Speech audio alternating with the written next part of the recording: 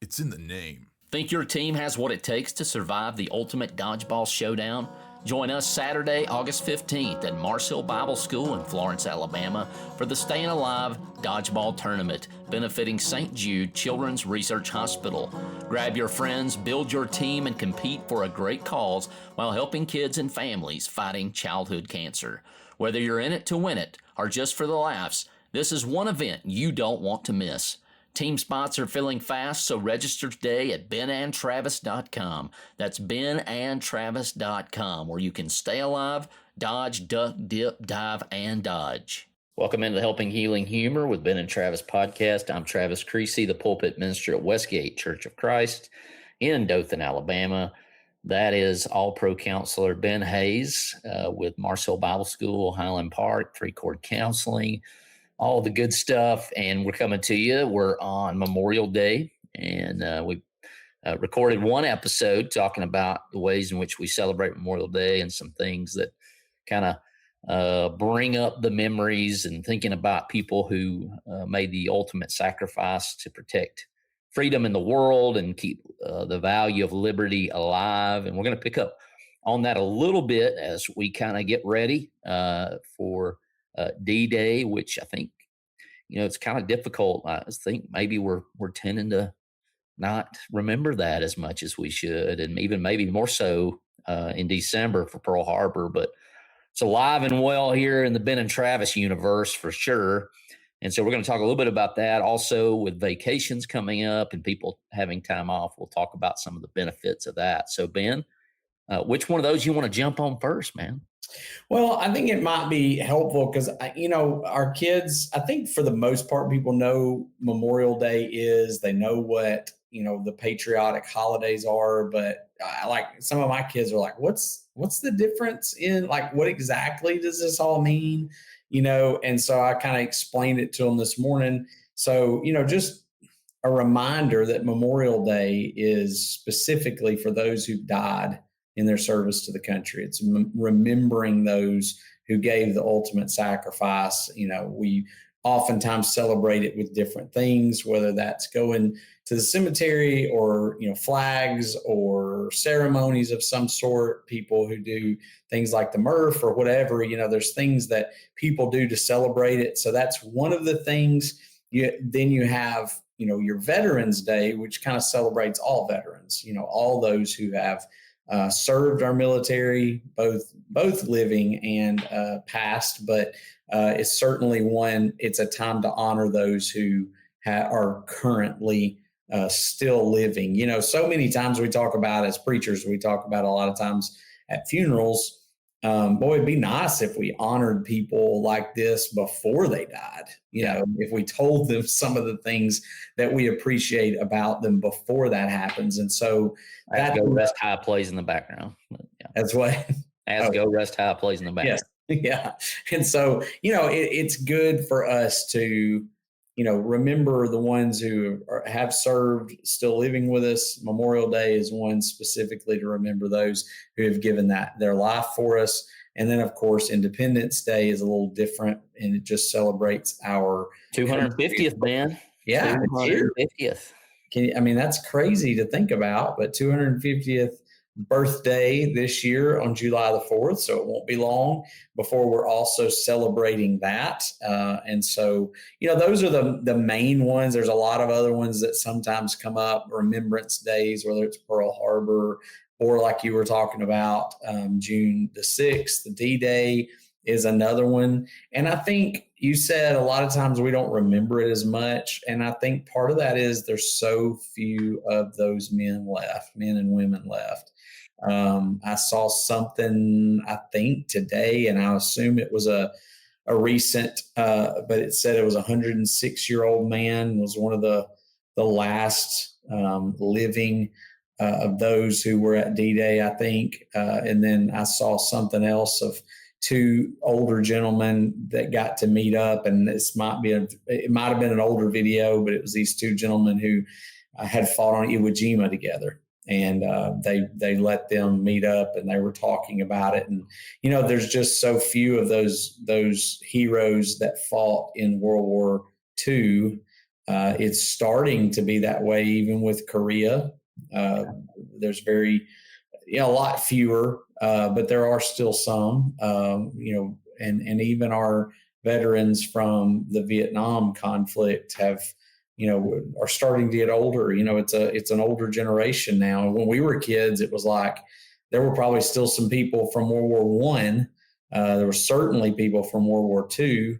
A lot of our heroes were World War II vets, Yeah. And now it's more, that's kind of for our kids. It's more probably the Vietnam and even into Desert Storm and some of those guys. Well, last time I talked about the capacity of conviction, and I think on this one, the capacity to keep going. You see, speaking of the Murph that you did, and there are people out there who do things like that every single day. To be ready, they're kind of broken down, built back up by their instructors, those people who have authority over them, and they're taught on how to just overcome adversity. And I think that's we talked about movies. I think you're going to bring up some things here in a little bit as long as those, but that's kind of the impressive thing, just the never quit. And I think that's something that, although neither one of us served in the military, growing up and having those people that you could talk to, that you could fellowship with at church or in family reunions, just impressed upon us really the never quit, just never give up, just keep going. And I think that's the thing that's just the capacity, the human capacity that I obviously believe God gave us to overcome adversity, to be content. You talked about some of the Korean being in the cold, and then you think about Vietnam being in the heat, and we've seen the movies, the D-Day landing and stuff like that, where like just the willingness or the capacity. I mentioned some were drafted, maybe they didn't volunteer. Today we live in the volunteer, people are volunteering to serve, but just the human capacity to take the hits, take the uncomfortable and become comfortable in the uncomfortable is just overwhelming. Yeah. And it is wild because, you mentioned the Murph, and, it's for Michael Murphy, who died in battle. And it was a workout. It was one of his favorite workouts. And I'm like, I'm not even close to being able to do it at probably the time that he did it, and what a lot of other people can do it. But it's really wild that that was just his workout to be prepared for those moments. And I think Josh sent us something in a text this morning, and he said, just remember, when you feel like you don't have anything left, you've still got like 70% in the tank, which is crazy. Yeah. But that's true. I mean, there's so many times that we go, I can't go any further. And how many people have thought that or said that, and then somehow they've pushed through. And these guys at D-Day who were still storming the beach with, they lost an arm, or they lost, a leg, and they're still trying to fight and trying to do what they can do. And, many of them wearing bullets for the rest of their life. If they survived it, they went home and, carried them in their body for the rest of their life. My wife's grandfather was that way. He carried from the Battle of the Bulge. He had a bullet that was lodged up near his heart that they couldn't remove because it was too close to him. And he lived for years with that bullet sitting in his heart or next to his heart. So, those sorts of things, the capacity that the humans have to be able to endure and to be able to push through. And so a lot of times when you've been through, like we've talked about your cancer journey, like somebody goes, hey, when you hear the word cancer, that's devastating, but you push through and you go, hey, I'm going to keep pushing it. I'm going to keep doing what I can do. And you manage to do that. And not that everybody is able to survive it, but there's been a lot of people who haven't survived it have pushed through and given it a good fight. And And that's the way it was, with so many who've lost their lives. And so we just appreciate them for doing that. We appreciate them for giving us the freedom that we can sit here, say what we want to say, hang out on Memorial Day, do other stuff. And so I'm just very thankful for them. And one of the things I like to do on Memorial Day. I haven't done it yet today because I was busy doing other stuff, but I like to listen to music. I like to listen to patriotic music. Music is one of my favorite things. So for you, what would be one of those patriotic songs that really speaks to you, Travis? There are so many, Ben. So many. I have a whole playlist, so I agree with you. Yeah, and I've recently given up Apple Music, so it all went bye-bye. It makes me kind of sad. I thought I might get to keep it, but man, that 8th of November song is one. Good. And I don't even like Big and Rich, to be honest. I don't have any more of their songs on my phone. That one's a good one. That makes me emotional, and I have no attachment other than being an American. But that one, just the close knit of those band of brothers and now sisters, of course. Just emotional. That one gets me going to think about people who lay their life down for people they don't even know. Yeah, there's so many good ones. I'm having trouble remembering the names of some of them, but I can hear certain lyrics in my mind. Of course, I don't like all of the things that he said, but Toby Keith had some really good ones. Yeah. Especially the one talking about the soldiers and what they go through, and that they have bills that they can't pay, but they get up anyway and they do the things that they need to do, and and they do it for the people who are at home so that they can sleep in safety at night, and so Toby Keith's got some good ones about that. There's been some others that I've just really loved. John Michael Montgomery, Letters from Home. Yeah. That last verse hit and I'm out. There's times where I change the channel because I can't handle it. I change the radio station because I'm like, yeah, that's a good one. And even it's a little bit sappy, and now listening to it, used to, we really loved it. Kenya loves, what's it name? Riding with, what is it? It's not Colonel Malone, but something, it's that. Yeah, I was going to say that one. I couldn't remember the name of it either. So that's good. Private Malone. That's what it is.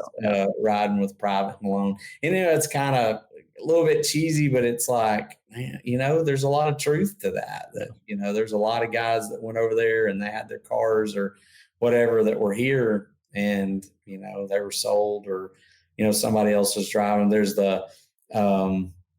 another newer one where it's his brother, and he doesn't make it home, and he goes riding in his truck. I drive your truck. I think that's the name of it. And he's kind of like, that's the way that one gets me. Like you said, with the letters to home, it's like one of those, here's this brother that lost his brother overseas, and he's, drives the truck, and the hat's still on the dash and all that stuff. It's like, man, it's just, there's so many of them. And I think that's why we listen to them. It's to help us remember there's a bunch of people who've given the ultimate sacrifice. So. Yeah. And the gratefulness, I think if I could pick one aspect of these holidays that are remembrance days that we could carry through the rest of the year, if we could just have that gratitude to remember to be thankful, I think that changes.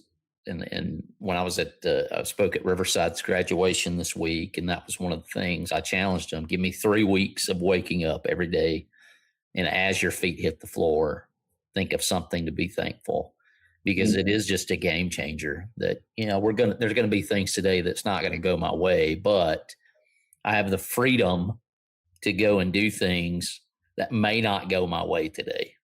Yeah. And I have the life to experience it. And as bad as it may get, and we both have had our low moments, we can still be grateful, especially believers in Jesus, we can always be thankful in every circumstance, which is the will of God. And that can be something that spreads light. We try to do that on this podcast, show the overcoming capacity of human beings, especially those indwelled by the Holy Spirit. So, big news from Heritage Christian University. Colin Ray is coming to the 2026 Heritage event. Join us Saturday, August 22nd at the beautiful Renaissance Shoals Conference Center for an unforgettable evening with one of country music's most recognizable voices. Sing along to classic hits like Love Me and That's My Story from the 10-time Male Vocalist of the Year nominee with 16 number one hits. General admission tickets are just $75, and table sponsorships are available now. Don't miss this incredible night supporting Heritage Christian University. Get your tickets today at hcu.edu. That's hcu.edu. I know you're a big avid reader, right? So you love to read. What is a book that you recommend, or multiple books you recommend on, kind of this patriotic theme that we're talking about?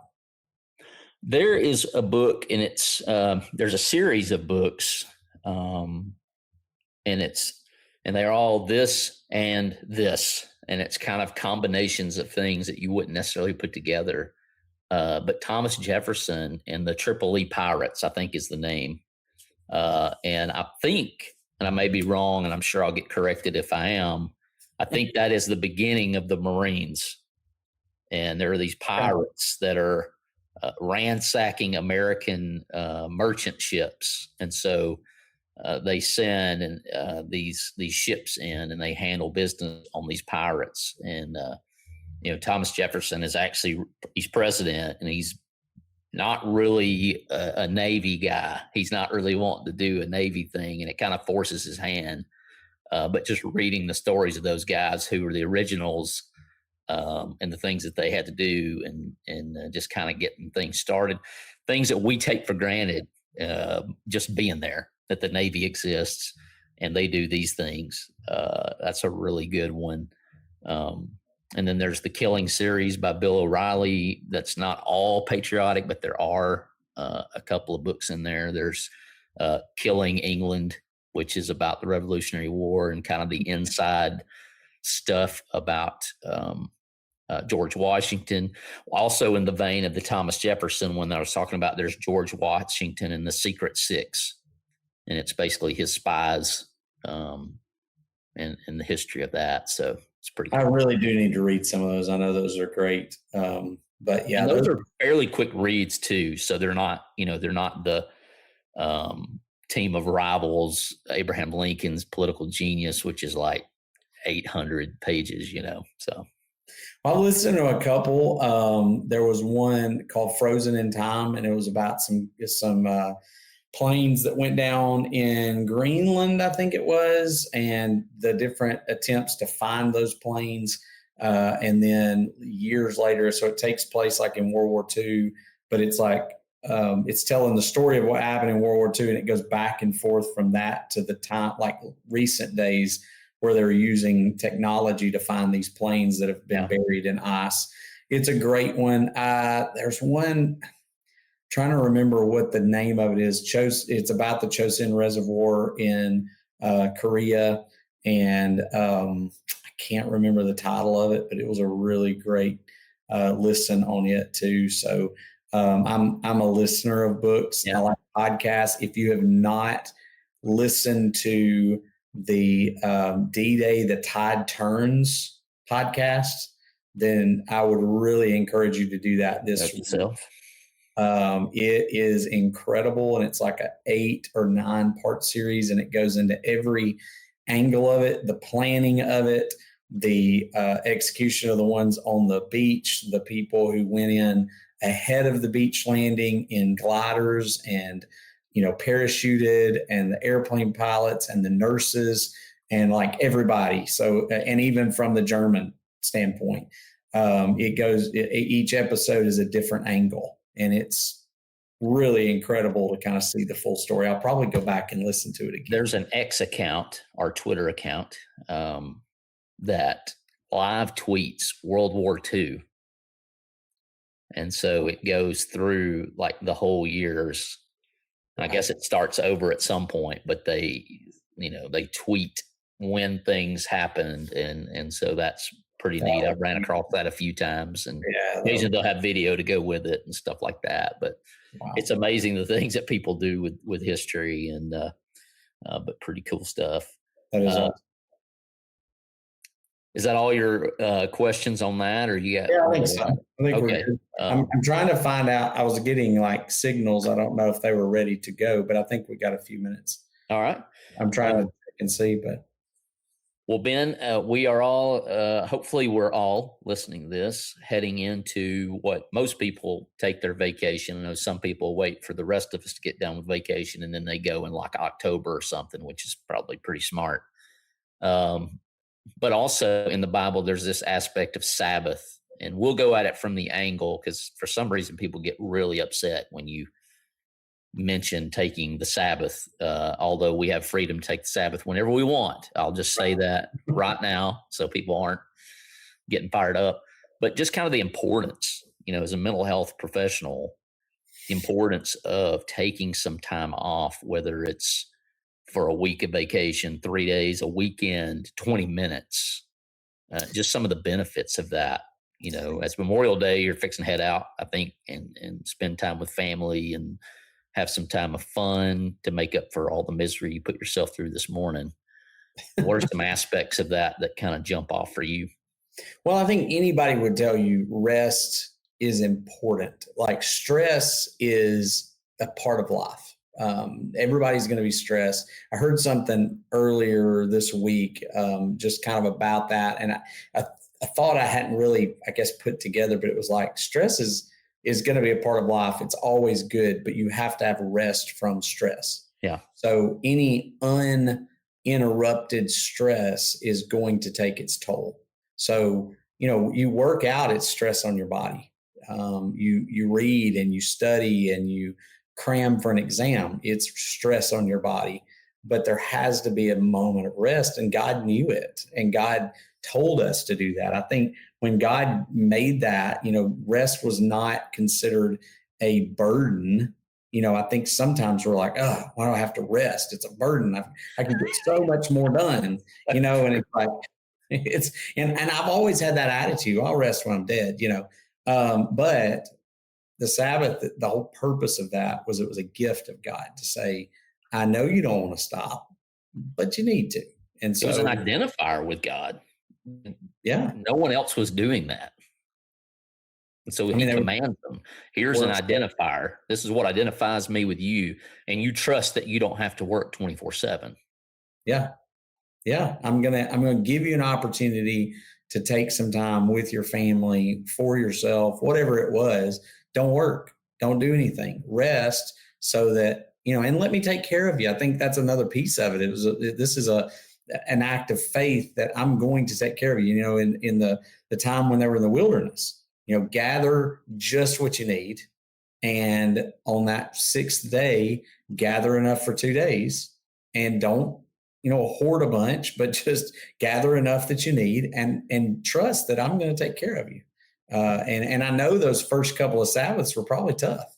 How much do I need? What am I supposed to do? And he's like, you get too much, it's going to spoil, Yeah. So, just take what you need. Let me take care of you. And it's just that idea of the Lord's Prayer, give us this day our daily bread. Like, what do I need today? And so I think God designed it that way. He designed us, our muscles need rest after a workout. Our minds need a rest after a work day and after study. And even sometimes we just need rest from the craziness of life. And that was his intention all along. Dennis Prager has a great quote, and he is a practicing Jew, ethnic and religious. And he, in his video on the Sabbath, he says, a millionaire who works 24/7, 365 is just a really rich slave. And man, that quote hits home. Not that I think you and I get caught up. Obviously, you need money to live.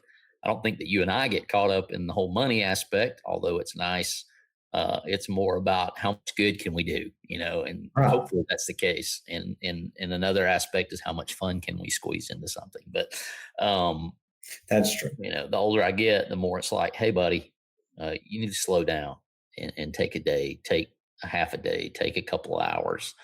And that's been a really great part in this transition and move for us, is we've really tried to, and there have been weeks where we're not been good at it, but we really tried to take time to have Sabbath, even if it's we got to do a little bit more today so that we can rest tomorrow. Let's do it. And that's been a great aspect of the move so far, and just being praying that we keep that truck going.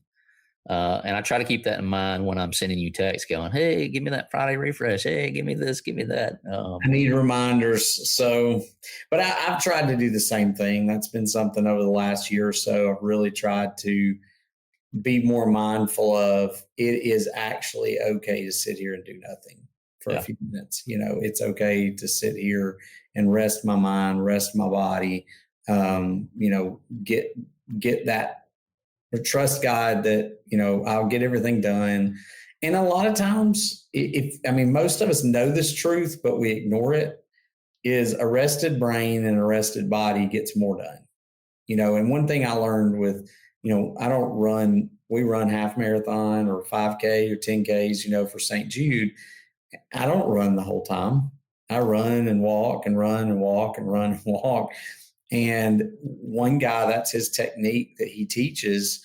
And he says the reason for that is when you get done, you're not exhausted, and you actually sometimes go about as fast as you would. That's blowing my mind. Those of us who go slow, I guess, you go about the same speed. Yeah. If you're trying to break the record, you're obviously not going to be able to do an interval, but your short bursts of a lot of energy, and then take 30 seconds and rest, your body sort of gets the rest it needs as you go along. Yeah. And that's actually proven to be pretty helpful to a lot of people who run those. I'll say, the math doesn't make any sense whatsoever, but when I do a different interval than the one I'm used to, I'm always slower somehow. Now it may be 5 seconds, maybe 10 seconds. It may not make that big a difference, but it's like, it just kind of blows my mind, because I'll look at the math and I'm like, this should not math that way. But I don't run as fast in those 3 minutes.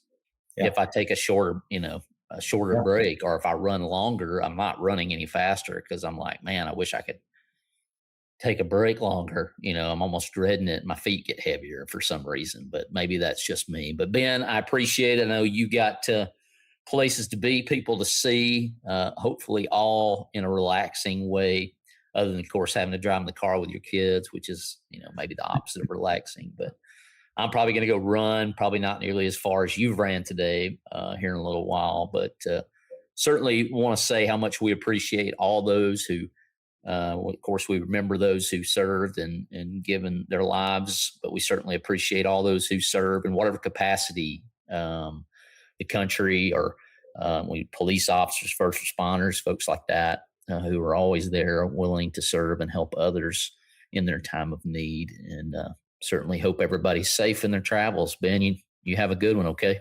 All right, you do the same. Thank you, brother. See ya. Thanks for being with us for this episode of the Helping Healing Humor podcast. Be sure to download our free ebook, 28 Days of Focused Living, at benandtravis.com, and receive all of our Helping Healing and Humor extra content directly in your inbox. We look forward to having you join us at the same Ben and Travis time, same Ben and Travis channel.